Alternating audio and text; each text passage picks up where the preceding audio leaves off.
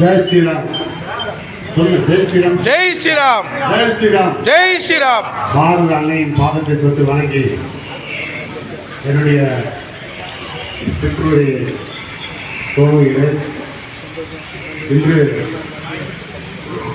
கொங்கு மண்டலத்தில் இந்து பாதுகாப்பு படை 60 அடியில் ஒரு கொடி கம்பத்தை இங்கே நட்டு காவி கொடி பறந்து கொண்டிருக்கிறது. நான் தலைநகர் சென்னையிலிருந்து இந்த நிகழ்ச்சிக்காக வந்திருக்கேன். இந்த தமிழகத்தில் எத்தனையோ அமைப்புகள் இருக்கு. நமக்கு முன்னாடி அதாவது நம்மலாம் இன்னைக்கு ஒரு 20 வருஷமா அமைப்புகளை நடத்தி கொண்டு இருக்கிறோம் என்று சொன்னால், நமக்கு முன்னால் ஒரு 40 வருஷம் 50 வருஷம் இன்னைக்கு RSS பார்த்தீங்கன்னா 100 ஆண்டு காலத்தை கடந்து வெற்றியாக பல கோடி ரூபாய் பணத்தில் வைத்துக் கொண்டு மக்கள் பணி செய்து கொண்டிருக்கிறார்கள். பல ஆண்டுகளான பிரச்சனை, அயோத்தியில் ராமஜென்ம பூமியை கட்ட வேண்டும் என்று பல சாதுக்கள், சன்னியாசிகள், பக்தர்கள் உயிர் தியாகம் செய்து அதை மீட்டெடுத்து இன்னைக்கு ஆலயம் கட்டி அங்கே நேற்று பாரத பிரதமரும் RSS தலைவரும் சேர்ந்து 160 அடி உயரத்தில் ஒரு கொடிக்கம்பம் பறக்கிட்டு இருக்காங்கன்னா அதை எல்லாரும் பெருமையாக தான் பேசலாம். அது பெருமையே இல்லை. இங்கே 60 அடியில் ஒரு கொடிக்கம்பம் பறக்குதுன்னா இதை தான் நம்ம பெருமையாக பேசணும். ஏன் பேசணும், ஏன் அதை பேசக்கூடாது என்று பார்த்தா, அங்கே பாரதிய ஜனதா கட்சி 10 ஆண்டு காலமாக ஆட்சியில் இருக்கு. அயோத்தியில யோகி ஆதித்யநாத் தலைமையில் 10 ஆண்டு காலமாக ஆட்சி பீடத்தில் இருக்காங்க. அனைத்து அதிகாரமும் அவங்க கையில் தான் இருக்கு. பாரத பிரதமர் ஒரு 12 ஆண்டு காலமா 3வது முறையாக பாரத பிரதமராக இருக்காரு. இப்பதான் 160 அடியில் அந்த ஆலயத்திட்ட கொடி பறந்துட்டு இருக்காங்க. ஆனா இங்க இந்து பாதுகாப்பு படையில எந்த ஒரு அரசியல் அமைப்பிலும் இல்லை, எந்த ஒரு அதிகாரமும் இல்லை, யாரோட சப்போர்ட்டும் இல்லை, யாரும் இதுக்கு ஒத்துழைப்பு கொடுக்கல, பணம் கொடுக்கறது இல்லை, எந்த ஒரு உழைப்புமே இல்லை, யாருமே உதவியே கிடையாது. அப்பேற்பட்ட ஒரு அமைப்பு இங்க ஒரு 60 அடியில் ஒரு கொடிக்கம்பத்தை பறக்கிட்டு இருக்குன்னா இதைதான் பெருமையா பேசணும். ஏனென்று சொன்னால் 100 ஆண்டு காலமாக இருக்கிற RSS இயக்கமாக இருக்கட்டும், 40 ஆண்டு காலமாக இருக்கிற இந்து முன்னணியாக இருக்கட்டும், இந்து மக்கள் கட்சியாக இருக்கட்டும், எத்தனையோ கட்சிகள் அமைப்புகள் எல்லாம் இருக்கட்டும், எல்லாருடையும் பணம் இருக்கு, எல்லாருடையும் அதிகாரங்கள் இருக்கு. ஆனா தலைநகர் சென்னையில் இருக்கிற RSS அலுவலகத்தில் கூட ஒரு 60 அடியில் ஒரு கொடிக்கம்பம் இல்லை. அட்லீஸ்ட் ஒரு 50 அடியில் கூட ஒரு கொடிக்கம்பம் இல்லை. இந்து முன்னணி அலுவலகத்தில் இவ்வளவு பெரிய ஒரு கொடிக்கம்பம் இல்லை தலைமை அலுவலகத்தில். ஆனா இன்னைக்கு இந்து பாதுகாப்பு படையோட திருப்பூர் மாவட்டம், நீலகிரி, ஈரோடு இந்த 3 மாவட்டத்துக்கும் ஒரு கோட்டை தலைவர் திரு ME நடராஜன் அவர்கள், அவரோட தலைமையில இங்க இவ்வளவு பெரிய கொடிக்கம்பத்தை போட்டிருக்காங்கன்னா இது அனைவருக்கும் வைத்தறிச்சல் உண்டாக்கும். இன்னைக்கு திராவிட கட்சிகளுக்கு வைத்தறிச்சல் உண்டாக்கும், பல இந்து அமைப்புகளுக்கு வைத்தறிச்சல் உண்டாக்கும். நம்ம ஒரு கொடிக்கம்பத்தை போட்டிருக்கான்னு சொல்லி வாழ்த்த மாட்டான். எப்படி அவன் போட்டான் கொடிக்கம்பம்? இவ்வளவு பெரிய கொடிக்கம்பம் போட்டிருக்கான், எப்படி போட்டாங்க? இந்த நடராஜனை எப்படி நம்ம அமைப்புக்கு கொண்டு போறது, எப்படி நம்ம அமைப்புல கொண்டு வச்சுக்கிறது, இந்த இடத்துல எப்படி நம்ம கொடியை பறக்கிறது? இந்த மாதிரி கேவலமான சிந்தனைகளை சிந்திக்கிறவன் தான் நமக்கு முன்னாடி அமைப்பு வச்சிருக்கவங்களா இருக்கான். ஆனா திரு கண்ணன் அவர்கள் நல்ல மனிதர்களை 60 அடி உயரத்துல கம்பம் கொடுத்தாருன்னா அந்த கம்பம் போடும்போது எவ்வளவு அழுத்தங்கள் அவருக்கு இருந்திருக்கிறது. இந்த பைபாஸ் ரோட்ல ஒரு பேக்கரிக்கு வாடகை விட்டா கூட ஒரு 50,000 70,000 வாடகை வரும். அந்த இடத்த ஒரு கட்சிக்காக அமைப்புக்காக ஒரு கொடி கம்பத்தை போட்டிருக்காருன்னா அவர் உண்மையிலே நம்ம பாராட்டணும். ஒரு அலுவலகத்தில் பெயிண்ட் பண்ண கடையை கட்டி அதை ஏங்க வளர்த்து எல்லா இந்திய தலைவரை வரைச்சி இந்து பாதுகாப்பு படையோட ஒரு அலுவலகம் என்று சொல்றாருன்னா அந்த கடையை வாடகை கட்ட ஒரு 20,000 கிடைக்கும். அப்படி ஒரு தியாக சம்பல் திரு கண்ணனை கிடைச்சது இறைவன் கொடுத்த பாக்கியம். எப்படி கண்ணன் நல்ல ஒரு ஒழுக்கமா இருந்தா இப்படிப்பட்ட ஒரு வயது மூத்தவர் 70 வயது மனிதர் அவர் வந்து ஒரு 20 பையன் செய்யக்கூடிய வேலையை 60 அடி முடிக்கப்பட்டு இதுக்கு நாங்கள் வந்து அகில பாரத இந்து மக்கள் அமைப்பு சார்பாக சென்னையில் வந்து உங்களை வந்து மனதார பாராட்டுறோம். நீங்கள் போட்டது வந்து தமிழகத்துக்கே ஒரு விதையப்பட்டிருக்கீங்க. அனைத்து இந்தியர்களும் நான் தான் இங்கே பெரிய ஆளு சின்ன சொல்கிறேன், அவங்க தான் வந்து ஒரு மிகப்பெரிய ஒரு அது போல வந்து கட்டில கொடுத்தது வந்து ரொம்ப பெருமையாக இருக்கு. நாங்கள் மனதார வாழ்த்துறோம். உங்களுக்கு எப்படி பக்கபலமாக இருக்கும். இன்னைக்கு தமிழகத்தில் வந்து ஒரு இந்து அமைப்புகள் ஒரு நிகழ்ச்சி பண்ணனா இன்னைக்கு ஆட்சியாளர்லாம் ரொம்ப கடுமையாக வந்து சென்னையில் தலைநகரத்துலாம் வந்து சொன்னார். தொண்டியில் அண்ணாதுரை வந்து பேசினார் இப்போ கொஞ்ச நேரத்துக்கு முன்னே. என் தலைமையில் சென்னையில் வந்து ஒரு போஸ்டர் ஒட்டினதுக்கு அரெஸ்ட் பண்ணவங்களாம் இருக்காங்க. அண்ணா திரு ராஜகுரு வந்து ஒரு போஸ்டர் தான் ஒட்டினாரு. வரலாற்றால விடையாக போஸ்ட் ஒட்டி முடிக்கும் போது அவர் சிறைக்கு தூக்கி போயிட்டாங்க. அவ்வளோ ஒரு கடுமையாக இருக்குது. இன்னைக்கு வந்து சட்டம் வந்து அங்கே வந்து ரொம்ப கடுமையாக இருக்குது. இது போலலாம் கிடையாது. ஒரு நிகழ்ச்சி கூட அதை பண்ண முடியாது. எந்த நிகழ்ச்சி கேட்டாலும் அனுமதி கிடையாது. அனுமதி மறுக்கப்பட்டது. ஒரு அனுமதி வாங்குறதுக்கு எங்க அமைப்போட மாநில பொதுச்செயலாளர் எவ்வளவு சண்டை போட்டு போராடி ஒரு பொதுக்கூட்டம் பண்ணா அவ்வளவு போராட்டம் இருக்கு.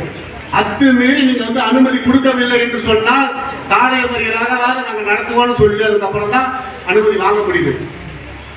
எல்லா நிகழ்ச்சியும் இப்படி போராடக்கூடிய ஒரு போராட்ட குணம் படைத்த ஒரு அமைப்புக்கு வந்து எல்லா பொறுப்பாளரும் கிடைக்க மாட்டாங்க. நமக்கு ஒரு சிலர் கிடைப்பாங்க. போராட்ட குணம் வந்து நான் சந்திக்கிறேன்னு வாங்க, எல்லாரும் சந்திக்க மாட்டாங்க. காவல்துறை வந்து மிரட்டுறாங்க போது யார்கிட்ட போவாங்க? காவல்துறை தான் பாதுகாப்பு கொடுக்கணும். காவல்துறையே உனக்கு அனுமதி இல்லைன்னு போது எப்படி பண்ண முடியும்? சரி, கோர்ட்டே வந்து நமக்கு வந்து திருப்பரங்குன்றத்துல தீபம் ஏற்றலாம், யாரை கண்டு இந்த அரசு அஞ்சுகிறதுன்னு வந்து இந்த அறத்துறை அதிகாரியை கூப்பிட்டு கேட்கிறாங்க. அந்த மலை வந்து முருகனுக்கு சொந்தமான மலை. அங்க தீபம் ஏற்றிருக்காங்க. அங்க ஏற்றுறதுக்கு என்ன அச்சு உனக்கு, யாரை கண்டு பயப்படுறேன்னு கேட்குது. ஆனா இந்த வரலாம் அரசு வந்து அங்க ஏற்றினா கலவரம் வெடிக்கும். திருப்பரங்குன்றத்தை நம்ம இழந்துட்டோம். திருவண்ணாமலையிலே இப்போ அதே தான் சொல்றாரு. ஏன் வந்து ஒரு வாரத்துக்கு முன்னே பேசிட்டாரு. மலையோட தன்மை வந்து மண்ணா மாறிடுச்சு, பாறை இல்லை, அதனால வந்து அங்க வந்து மக்களை ஏற்ற முடியாது, பக்தர்களை ஏற்ற முடியாது. எப்படிலாம் நம்மளோட ஆன்மீக தளத்தை வந்து வியாபாரமயமா மட்டுமே ஆக்கணும், அதுல பணம் சம்பாதிக்கணும், இந்த நோக்கத்தோட தான் இன்னைக்கு இருக்கிற ஆளுங்கட்சிகள், அவங்க கூட ஒரு கூட்டணி கட்சிகள் எல்லாமே அந்த எண்ணத்தை நோக்கி தான் போறாங்களே தவிர, இதுக்கு ஒரு அமைச்சர் இருக்காரு. ஆனா அந்த அமைச்சர் பதில் கொடுக்கல. அந்த மாவட்ட அமைச்சர் சொல்றாரு அந்த மலையோட தன்மை போயிடுச்சு, பக்தர்கள் ஏற்ற முடியாது. எப்படி மலையோட தன்மை போயிருக்கும்? அதை ஆக்கிரமிப்பு பண்ணி நீங்க சுத்தி வீடுகளை கட்டுறதோ அந்த மலையோட வந்து பாதுகாக்காததுனால தான் அதோட தன்மை குறைஞ்சிருக்கலாம். எத்தனை சிவனடிகள் அங்க இருக்காங்க, யாராவது அதுக்கு போராட்டம் பண்றாங்களா? ஏன் மலைக்கு மேல இருந்து நாங்க ஏறக்கூடாது யாராவது கேட்டாங்களா? யாரும் கேட்கறது இல்லை. எல்லாம் போற போல கையெழுத்து கும்புறாங்க, போயிட்டு இருக்காங்க. இப்படியே ஒன்னொன்று அழிக்கும் போது இங்க வந்து நமக்கு முன்னாடி பேசின திரு வழக்கறிஞர், இந்து பாதுகாப்பு படையாளர் வழக்கறிஞர் சிறப்பாக பேசினாரு. நம்ம எதை நோக்கி போகணுன்றது, நம்ம வந்து ஜனத்தொகையில வந்து நீங்க வந்து பின்தங்கிட்டு இருக்கணும். அது போல ஒரு ஜெனரேஷன் மாறும்போது நம்மளாம் இருக்க மாட்டோம். ஒரு சில இடத்துல நம்மளாம் இருக்க மாட்டோம். எனக்கு இருக்கிறதுனால அடுத்த ஜெனரேஷன் ஒரு 20 வருஷம் 25 வருஷம் கொடுத்தோம் நம்ம இருப்போமான்னு சந்தேகம். அப்ப அந்த ஜெனரேஷன் கிட்ட என்ன சொல்லுவாங்க, அந்த மலை மேல வந்து ஏறக்கூடாதுன்னு ஒரு சட்டம் இருக்கு, இதுல ஏறக்கூடாது, இந்த மலை வந்து ரொம்ப பலவீனம் அடைஞ்சிருக்குன்னு சொல்லி பக்தர்கள் வந்து அடுத்த ஜெனரேஷன் வந்து மலை மேல ஏறக்கூடாதுன்ற ஒரு திட்டத்துக்கு மக்கள் ஒத்துவாங்க. இது திருப்பரங்குன்ற மேல வந்து தீபம் ஏற்றக்கூடாது ஒரு எண்ணத்துக்கு வந்துறாங்க. ஆனா ஆண்டாண்டு காலத்துக்கு முன்ன மன்னர் கட்டின கோயில்ல வருமானம் வேணும்னா அந்த மலையை கூட கொடாஞ்சி பைப்பு நட்டு வரிசையில விட்டு பணம் வசூல் பண்ண தெரிஞ்ச இந்த அரசுக்கு மலை மேல கொண்டு வந்து பக்தர்களை கொண்டு வரதுக்கு ஒரு வேற ஏதாவது ஒரு திட்டத்தை செய்ய, இப்படிலாம் நம்ம வந்து இன்னைக்கு வந்து நசுக்கப்பட்டு கொண்டு இருக்கிறோம். அதுக்கு என்ன காரணம்னா நம்ம வாக்களிக்கும் போது சிந்திக்கிறது இல்லை. நீங்க எந்த கட்சிக்கு வாக்களிக்கிறீங்க, இந்த கட்சிக்கு தான் வாக்களிக்கலாம் நான் சொல்ல மாட்டேன். எந்த கட்சிக்கு வாக்களித்தாலும் பெரும்பான்மையா இருக்கிற இடத்துல ஒரு சிறுபான்மை வேட்பாளர் வந்து வெற்றி பெறலாம். ஒரு முஸ்லீம் வேட்பாளர் நிக்க வச்சா வெற்றி பெறாரு. ஏன்னா நம்ம பாய் தானே நிக்கிறாரு, அவர் ரொம்ப நல்ல மனுஷன்பா, ஏன்னா சாப்பாடு போடுவார்ப்பா, பிரியாணி போடுவார்ப்பா, அதனால அவர் ஓட்டு போடணும்னு சொல்லி நம்ம ஒரு பாயை சட்டமன்ற உறுப்பினர் ஆகினா அவன் எங்கெல்லாம் அரசு இடங்கள் இருக்கு, எங்கெல்லாம் ஒரு மெயினான இடத்துல இடம் இருக்கு, அங்கெல்லாம் ஒரு மசூதி கட்டணம் தான் நோக்கத்தோடு இருக்கான தவிர நம்ம இந்து ஆலைகளை பாதுகாக்கணும், அவங்களுக்கு ஒரு நல்ல வழிபடுத்தி கொடுக்கணும், அந்த எண்ணம்லாம் அவனுக்கு கிடையாது. அவனோட மதத்தை வளர்க்கறதுல தான் குறியா இருக்கான். இன்னைக்கு மம்தா பானர்ஜி டிசம்பர் 6 பல லட்சம் பேர் உயிரை தியாகம் பண்ணி ராம ஜென்ம பூமியை மீட்டெடுத்திருக்கோம். இன்னைக்கு என்ன சொல்றாங்க, டிசம்பர் 6 வந்து நான் வந்து மிகப்பெரிய பாபர் மசூதி கட்டுவேன், அடிக்கல் நாட்டுவேன், 2 லட்சம் பேர் திரட்டிட்டு போய் அடிக்கல் நாட்டுவேன்றாங்க. அப்ப ஒரு ஜனநாயகத்துக்கு ஒரு கேள்விக்குறியா வைக்கிறாங்க. நீங்க பாபர் மசூதியில 1000 மசூதி கூட கட்டி கொடுங்க, நான் வேணாம் சொல்ல. நீங்க ஆட்சியில் இருக்கீங்க, உங்களுக்கு ஓட்டு போட்டுருக்காங்க, நீங்க கட்டி கொடுங்க. அன்னைக்கு தான் நான் கட்டுவேன், 2 லட்சம் பேர் கூட்டிட்டு போனா அப்ப வந்து ஒரு பதட்டத்தை உருவாக்குறாங்க. அப்ப இந்து என்ற தலைவர்கள் அதை கட்ட நம்ம எதிர்ப்போம். யாருக்கு வந்து இந்த பதம் உண்டாகுது? அரசாங்கத்தில் இருக்கிறவங்க தான் நம்மளை தீண்டுறாங்க. நீ கட்டுறது கட்டிட்டு போ, 1 ஏக்கர்ல கட்டு, இல்ல 2 ஏக்கர்ல கட்டு, நான் மசூதி கட்டுறதுக்கு இடம் கொடுத்துட்டு போ. அப்ப பங்களாதேஷ்ல வர்ற பயங்கரவாதிகளை நீ எத்தனை பேர் ஆதரிச்சுட்டு இருப்ப? இன்னைக்கு பங்களாதேஷ்காரனால மிகப்பெரிய ஆபத்து நமக்கு இருக்குதுன்னா அதுக்கு இது போல மம்தா மாதிரியான முதலமைச்சர்கள் இருக்கிறதுனால தான் அந்த எல்லை ஓரத்தில் அந்த மாநிலத்தில் நமக்கு இது போன்ற ஒரு விஷமிகள்லாம் ஆட்சி பெடுத்தல உட்கார வச்சதுனால தான் நமக்கு மிகப்பெரிய ஆபத்துகள் உருவாகி கொண்டு இருக்கு. அப்ப இதெல்லாம் நம்ம வந்து எடுத்து கேட்டா நம்ம வந்து மதவாதி. நம்ம எதை நல்லது தேசத்துல வந்து இதை செய்யாத, இது போல ஒரு பகிரங்கமா பேசி செஞ்சு செய்யாத. நீ கட்டணம் கட்டிட்டு கொடுத்துனா கொடுத்துட்டு போ. ஒரு மலை மேல தீபம் ஏற்ற மாட்டேன்னு அரசு சொல்றதும், இந்த மலை மேல பக்தர்கள் போகக்கூடாது சொல்றதும், இதெல்லாம் நம்ம ஏற்றுக்கிட்ட மதவாதிகள் இவர்கள். இவர்கள் வந்து தமிழர்கள் இல்லை. நான் தான் ஏன்னா உருது பேசிட்டு இருக்கேன்ல, நான் தான் அரபு மொழியில போய் தொழுது நடத்தல, முருகனை போய் முருகன் தானே நான் கூப்பிடுறேன். நான் அங்க போய் அரபு மொழியில போய் தொழுதுட்டு இருக்கேன். அவன் தமிழன்றான், வீட்டுக்குள்ள உருதுல பேசுறான், பள்ளிவாசல்ல அரபு மொழியில தொழுகை நடத்துறான். நான் தான் தமிழன் மார்த்தட்டின்னு வந்து நிக்கிறான். இதெல்லாம் எங்கன்னா நம்ம இந்துக்கள் பண்ற தவறுகளால உருவாகுது. நம்ம சிந்திச்சு யார் இந்துக்களுக்கு வந்து செயல்படுவார்கள். நீங்க ஒரு வேட்பாளர் கேள்வி கேளுங்க. எனக்கே கேள்வி கேட்டுருக்கீங்களா? எவ்வளவு பணம் கொடுப்பதான் கேட்குறீங்க. எனக்கு 2000 கொடுப்பியா, 1000 கொடுப்பியா? என் வீட்டுல 5 ஓட்டு இருக்கு. அந்த அம்மா வயசான அம்மா அது ஓட்டு போடும், அதுக்கு சேர்த்து காசு கொடுத்தா நீ கேட்கறீங்க. எனக்கு என்ன செஞ்சு கொடுப்ப? என் பகுதியில் இவ்வளவு குறைகள் இருக்குது, இதை செஞ்சு கொடுத்து யாராவது நம்ம கேட்கிறோமா? கேட்கறதே கிடையாது. ஆனா இன்னைக்கு இந்து அதிரடி பாதுகாப்பு படை மக்களுக்கு என்னென்ன பிரச்சனை அதெல்லாம் மாவட்ட ஆட்சியாளர் சந்திச்சு மனு கொடுக்குறாங்க. இவங்களுக்கும் குடும்பம் இருக்கு, இவங்களும் வந்து வேலையை பார்க்கணும். ஆனா இந்த வேலையெல்லாம் விட்டுட்டு திங்கக்கிழமை குறை தீர்ப்பு நாள் கலெக்டரை பார்த்து மனு கொடுக்கும் போது ஒரு குறையை தீர்த்துட்டு இருக்காங்க. இது வந்து இதே இவங்கள மாதிரி ஆட்கள் ஒரு அதிகாரத்துக்கு வந்தாலும் எப்படி இருக்கும்? இப்ப நம்ம நடராஜன்ஜி மாதிரி ஆளுங்களாம் ஒரு அதிகாரத்தில் இருந்து பணப்பலத்தோடு இருந்தாங்கன்னா இது மாதிரி கொடியை இந்த தேசிய நெடுஞ்சாலையில 100 கோடி போடுவாரு. இன்னைக்கு 1 கோடி சொந்த இடத்துல போட்டுருக்காரு. அவர்கிட்ட பணம் காசு இருந்ததுன்னா 100 கோடி போடுவாரு. இது போன்ற ஆட்களை தான் நம்ம வந்து சட்டமன்றத்துக்கும் பாராளுமன்றத்துக்கும் வார்டு கவுன்சிலருக்கும் நகராட்சி மன்ற தலைவருக்கும் ஊராட்சி மன்ற தலைவர் தேர்ந்தெடுக்கணும். ஆனா அவர் தேர்ந்தெடுக்கிறாங்க. இது போன்ற ஒரு நிகழ்ச்சி நடந்தாலும் வந்து கண்டுக்க மாட்டாங்க. என்னமோ எங்க வந்து பயங்கரமான ஆட்கள்லாம் கூட்டிட்டு வந்து பேசுறாங்க. எதுக்கு இவ்வளவு பெரிய கொடி போட்டது தேவையா போதெல்லாம் எதுக்கு போட்டாரு அப்புறம் அப்படிதான் கேட்பாங்களே தவிர நல்ல விஷயம் பண்ணிருக்கேன்னு சொல்ல மாட்டாங்க. இது யாராவது போகும்போது பாத்தீங்கன்னா இதெல்லாம் தேவையில்லாத வேலை பண்ணிட்டு இருக்காங்கன்னு சொல்லுவாங்க. ஆனா இதே மாதிரி ஒரு பாய் வந்து ஜவஹர்லா வந்து ஒரு கொடிக்கம்பம் போட்டானா சிறுபான்மையினர் அவங்க செய்யலாம்பா. சிறுபான்மையினருக்கு என்ன குறையா இருக்கீங்க? பாகிஸ்தான்ல இந்துக்கள் சிறுபான்மையா இருக்காங்க, ஆனா வாழ முடியல. ஒரு பொண்ணு வேலைக்கு அனுப்பிச்சா திரும்பி அந்த பொண்ணு வருமானது சந்தேகம். அங்க இருக்கிற சிறுபான்மையினர் நிலைமை அப்படிதான் இருக்கு. பங்களாதேஷ்ல சிறுபான்மையா இந்துக்கள் வாழ்றான், அங்க ஒரு சிறுபான்மையா இருக்கிற இந்துக்களுக்கு பாதுகாப்பு இல்லை. அடிக்கிறான், பொண்ணுல தூக்கி போறான், கெடுக்கிறான். அதுக்கு எவனாவது வந்தனாவது எந்த பாயாவது இது ரொம்ப தவறான செயல் ஒரு ஆர்ப்பாட்டம் பண்ணிப்பானா? வெள்ளிக்கிழமை தொழுகை முடியலன்னா இஸ்ரேல் வேற வந்து காசால விட்டு போடுறான். காசாக்கும் இஸ்ரேலுக்கும் அவன் உள்நாட்டு பிரச்சனை அங்க தகராறு நடந்தா இங்க மொத்த தொழுகை ரோட்ல போய் ஆர்ப்பாட்டம் பண்ணுவான், போராட்டம் பண்ணுவான், நமக்கு இடையூறா இருப்பான். ஆனா அதெல்லாம் கை கட்டி காவல்துறை வேடிக்கை பார்க்கும். ஆனா இந்து பாதுகாப்பு படை இந்த மக்களுக்கு இங்க சாலை வசதி இல்ல, முதியோர் பென்ஷன் வரல, வீட்டுக்கு பட்டா கொடுக்கல, மின்சாரம் இல்ல, தண்ணி வரலன்னு போய் போராட்டம் பண்ணா கண்ணஞ்சியை மின்னச்சரிக்கையா கைது பண்ணுவாங்க. அதாவது தன்னோட மக்களுக்காக போராடக்கூடியவனை கைது பண்ணுவாங்க. இஸ்ரேல்ல கொண்டு போட்டான், காசால கொண்டு போட்டான்னு சொன்னா அதுக்கு ஆர்ப்பாட்டம் பண்றது ஊக்கப்படுத்துவாங்க. இன்னைக்கு ஒரு பயங்கரவாதிகளும் சிறையில் இருக்கிற இஸ்லாமிய பயங்கரவாதிகளை விடுதலை செய்யணும்னு சொல்லி முதல்ல குரல் கொடுத்தாருன்னா விடுதலை சிறுத்தை கட்சியோட திருமாவளவன் கூறுறாரு. புடிச்சிக்கிறாங்க மொத்த பேரும். அவங்க எல்லாம் பரோல்ல வந்து 6 மாசம் பரோல்ல வந்து சந்தோஷமா வெளியே இருந்தானுங்க. உச்ச நீதிமன்றம் வந்து பரோலை கேன்சல் பண்ணி இவெல்லாம் சிறைக்கு போகணும்னு சொன்ன உடனே போன 19ஆம் தேதி எல்லாம் சிறைக்கு போகணும்னு சொன்ன உடனே திருமாவளவன் வந்து ஆட்சியாளர் வந்து தன்னோட அதிகாரத்தை வச்சு கூட்டணியில் நான் இருக்கணுமா இருக்கக்கூடாதுன்னு சொல்லி மிரட்ட ஆரம்பிச்சாங்க. மொத்த இஸ்லாமிய அமைப்பு அப்படியே கிளம்பிட்டானுங்க. நீங்க வந்து அவங்களுக்கு வந்து பரவாயில்ல வந்து கண்டினியூட்டி பண்ணுங்க, இன்னும் அவங்களுக்கு வந்து எக்ஸ்டெண்ட் பண்ணுங்க, இவங்களை வந்து கருணை அடிப்படையில் விடுதலை பண்ணுங்க. இவங்க 20 ஆண்டு காலம் சிறையில் 20 ஆண்டு காலம் எதுக்குங்க ஒருத்தர் சிறையில் வைக்கிறாங்க? இங்க கண்ணன் வச்சாங்களா, சிவகுமார் வச்சாங்களா, ராஜேந்திர வச்சாங்களா? நாங்களாம் போறோம், சிறைக்கு போறோம், 15 எல்லாம் வரோம், 1 மாசத்துல வரோம். இவங்க ஏன் இருக்கானுங்க? இந்த தேசத்துல குண்டு வச்சுக்கணும், திட்டமிட்டு கொலை பண்ணணும் சிறையில் இருக்காங்க. அப்படி பார்த்தா இந்து சிறைவாசியில் எத்தனையோ பேர் இருக்காங்க, இந்துக்கள் சிறையில் எவ்வளவு பேர் இருக்காங்க. அவங்க வேணும்னு சொல்லி நாங்கள் என்னைக்காவது போராடிருக்கோமா? என்னைக்காவது ஒரு மனு கொடுத்துருக்கோமா? இவனுக்கு அறிவு வேணா, திருமாவளவனுக்கு அறிவு வேணா?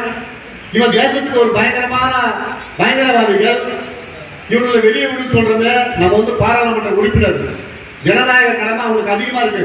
சிவகுமார் கடமையே கிடையாது. நான் வழிபோக்க எதோட செஞ்சுட்டு போவேன். நான் வந்து மக்களால் தேர்ந்தெடுக்கப்பட்ட ஒரு பிரதிநிதி கிடையாது. என்னை யாரும் வந்து தடுக்க முடியாது. நான் எதோட செய்வேன். ஆனா சட்டமன்ற உறுப்பினருக்கும் பாராளுமன்ற உறுப்பினருக்கும் தேசத்தின் மேல வந்து பற்று இருக்கு, அக்கறை இருக்கு. அவங்களாம் வந்து ஒரு வார்த்தை விடும்போது ரொம்ப நிதானமாக பேச வேண்டும். அந்த நிதானமற்ற பேசிய திருமாவளவனை வன்மையாக கண்டிக்கணும். இது போன்ற பேச்சுகள் பேசக்கூடாது. தமிழக முதலமைச்சர் வந்து எந்த விஷயத்துல அவர் நாங்கள் ஆதரிக்கிறோமோ இல்லையோ, பயங்கரவாதிகளை விடுதலை பண்ணுவதில் ரொம்ப கண்ணு கருத்துமா இருந்தாரு. இவங்களாம் சிறையில வந்து இன்னும் குணம் மாறவில்லை. இன்னும் அவங்களுக்கு வந்து அந்த வன்முறை குணம் தான் இருக்கு. இவங்களை விடுதலை பண்ணக்கூடாதுன்னு முதலமைச்சர் வந்து சுப்ரீம் கோர்ட் வரை போய் வாதாடி அவங்களை உள்ளதான் வைக்கிறாரு. ஆனா கூட்டணி கட்சி கூட இருந்திருக்கு. அவரை எந்த நேரம் தொந்தரவு பண்றது இஸ்லாமிய அமைப்புகள். இது போன்ற அமைப்புகள் எல்லாம் கூட வச்சுட்டு இந்த தேசத்துக்கு எதிராக ஆட்சி நடத்துறதை விட மக்கள்கிட்ட வந்து உண்மையை சொல்லு. இந்து மக்கள்கிட்ட வா, ஓட்டு கேளு, நீங்க இதை செஞ்சு கொடுக்குறேன்னு சொல்லு. உனக்கு ஓட்டு போடுவாங்க. யாரும் போட மாட்டாங்க. பெரும்பான்மையா இந்துக்கள் ஓட்டு போடாம ஆட்சி நடத்துக்கு வந்துடுறேன். ஏன் பெரும்பான்மையா இருக்கிற ஆம்பூர்ல பெரும்பான்மையா இருக்காங்க இஸ்லாமியர்கள். அங்க ஒரு முருகனையோ, ஒரு ராமையோ, ஒரு வெங்கடேசனை நிக்க வச்சு வேட்பாளர் நிக்க வைப்பான். எந்த கட்சிக்காரது ராமதுல்லா நிக்க வைப்பான், அகமதை நிக்க வைப்பான். அங்க வந்து 60% ஓட்டு வந்து அவனுக்கு தான் போடுவாங்க. முஸ்லீம் வேட்பாளர் தான் போடுவாங்க. இதெல்லாம் ரொம்ப சிந்திக்கணும். ரொம்ப வந்து அவங்க வந்து எங்க பாதிக்கப்படுறோம்னா, ஒரு இடத்த வாய்ப்பு கொடுத்தா அந்த வாய்ப்பு வந்து வெட்டிமா பிடிச்சிக்கிறானுங்க. அதுக்கப்புறம் தொடர்ந்து அந்த இடத்துல அவன் தான் வெட்டி போடுறான். அது மூலமா அந்த இந்து ஆடைகள் பாதிக்கப்படும். இந்து பெண்களை வந்து மூல செலவு செய்து திருமணம் செய்யறானுங்க. ஒரு பெண் வந்து மதம் மாறி திருமணம் நடந்துவிட்டா அந்த குடும்பமே அதோட எதிர்காலமே கேள்விக்குரியாக ஆயிடும். அப்பா வந்து வெளியே வந்து என் பொண்ணு வந்து முஸ்லீம் பையனை கல்யாணம் பண்ணி சொல்ல முடியுமா? சொல்ல முடியாது. என் பொண்ணு வந்து கிறிஸ்தவ பையனை கல்யாணம் பண்ணி சொல்ல முடியுமா? இதுக்கு இன்னைக்கு போராட்டம் பண்றான். இதுக்கு இன்னைக்கு வந்து இவனுக்கு வந்து சிறுபான்மை நாங்க வந்து இங்க வந்து ஆணவ கொலைகள் நடக்குதுன்றான். ஆணவ கொலைகள் ஏன் நடக்குது? தான் பொண்ணு வந்து ஒரு சமூகத்துல நம்ம ஒரு பெரும்பான்மையா ஒரு அக்கறையா அண்ணன் தம்பி மாமா மச்சான் சொல்றோம் வந்தோம் வாழ்றோம். நம்ம பிள்ளைய படிக்க வைக்கிறதுக்காக காலேஜுக்கு அனுப்புறோம். இவன் காலேஜில் வந்து நம்ம பிள்ளை கூட வந்து காதலிச்சுட்டான்றதுனால அந்த பிள்ளைய வந்து அந்த பையனை கட்டி கொடுக்க முடியுமா? அந்த பிள்ளைய கட்டி கொடுத்தா அந்த குடும்பமே ஸ்டேட் கோர்ட்ல கல் அடிச்ச மாதிரி செதறி போயிடும். இந்த குடும்பத்துல அம்மா வந்து வெளியே நடமாட முடியாது, அப்பா வெளியே போக முடியாது. இதுல கூட பிறந்த அண்ணன் தம்பி கோபத்துல ஏதாவது செய்யறதான் செய்வான். அது யாரெல்லாம் செய்வாங்க? ஏன் முஸ்லீம் இருக்கான்ல, ஏழை ஒருத்தன் வந்து ஏதோ ஒருத்தன் வந்து ரிக்ஷா ஓட்டுறான், ஒரு கைவண்டி தள்ளுறான், அவன் கல்யாணம் பண்ணி விட்டுருவானா? அவன் படப்படத்தோட வந்து அவனை அடிச்சு போட்டு பொண்ணு தூக்கி போயிடுவான். இல்ல பரவாயில்லப்பா, நீ வந்து நாங்க வந்து உன்னை இஸ்லாமியில ஏத்துக்கிறோம் வானா, அதெல்லாம் பார்க்க மாட்டாங்க. அவன் பொண்ணு வசதியான இடத்துல தான் வாழணும், ஒரு நல்ல ஒரு பேரும் போல இருக்கிற குடும்பத்துல தான் போகணும் தான் ஆசைப்படுவாங்க பெற்றவங்க. அது எந்த மதமாக இருந்தாலும் அப்பதான் பாக்குறாங்க. ஆனா இங்க மட்டும்தான் திருமணம் கலப்பு திருமணம் பண்ணிக்கிட்டா அவங்களை வந்து அடிக்கக்கூடாது, பிடிக்கக்கூடாது, திட்டக்கூடாது. இதெல்லாம் பேசுறது யாருன்னு பாத்தீங்கன்னா திருமணம் தான் பேசுவாங்க. அவங்களுக்குலாம் ஆதரவா. ஏன்னா இவருக்கு வந்து பணம் வேணும், ஏதாவது ஒரு ரூபத்துல பணம் சம்பாதிக்கிற நோக்கத்துல பயங்கரவாதிகளை ஆதரிக்கிறது, பயங்கரவாதிகளை பார்க்கறது. இதுக்காக நீ வந்து இந்த சமூக மக்களுக்கு படிப்பறிவு கொடு, மக்களே படிங்க, அரசாங்க வேலைக்கு போங்க, அரசாங்கத்தில் நல்ல உத்தியோகத்தில் வாங்குங்க, அப்படி சொல்லி கொடுக்கணும். அதை விட்டுட்டு ஒரு சிறுத்தைகள் மீது 10 வழக்கு இருக்கணும்னு நீ சொல்ற. நாங்க என்னைக்காவது ஒரு இந்து இயக்க தலைவர், இந்து இயக்க பொறுப்பாளர் 10 வழக்கு இருக்கணும் சொல்லியிருப்போமா? நாங்களும் அதே மாதிரி வன்முறையா பேசிக்கிறதே நாங்க கலவரத்தை உருவாக்குறதுக்கு எவ்வளவு நேரம் ஆகிடும்? எங்களாலையும் பேச முடியும், பெரும்பான்மையா நாங்க தான் இருக்கிறோம். ஆனா அதெல்லாம் நாங்க வந்து பெரும்பான்மையா வந்து எந்த ஒரு வன்முறை செய்ய மாட்டோம். இந்த தேசம் எங்குது, இந்த நாடு எங்குது, இங்க நாட்டில் இருக்கிற மக்கள் நாங்க இவங்களாம் அமைதியா இருக்கணும். யார் வந்தாலும் நாங்க வந்து அன்பை ஆதரிச்சு வாழ்க்கை கொடுக்குறோம், எல்லா வசதிகளும் செஞ்சு கொடுக்குறோம். ஆனா தெருநாய்க்கு 4 நாள் சோறு போட விட நன்றியோட நான் போல வாழாட்டுது. ஆனா இங்க இருக்கிற குழுக்களுக்கு வந்து என்ன சலுகைகள் கொடுத்தாலும் ஏன் நாட்டையே கொண்டு வைக்கிறாங்க, ஏன் மக்களே கொள்றாங்க, அப்படியேப்பட்ட நான் எப்படி ஏற்றுக்கொள்ள முடியும்? ஆகையால நம்ம வந்து பழகும்போது ரொம்ப உஷாரா இருக்கணும். வர்ற தேர்தல் வந்து ரொம்ப உஷாராக சிந்தித்து செயல்பட்டு நல்ல ஒரு இந்து வேட்பாளருக்கு வாக்களிக்க வேண்டும் என்று கூறி எனக்கு வாய்ப்பு கொடுத்து நன்றி கூறி விடைபெறுகிறேன். நன்றி, வணக்கம்.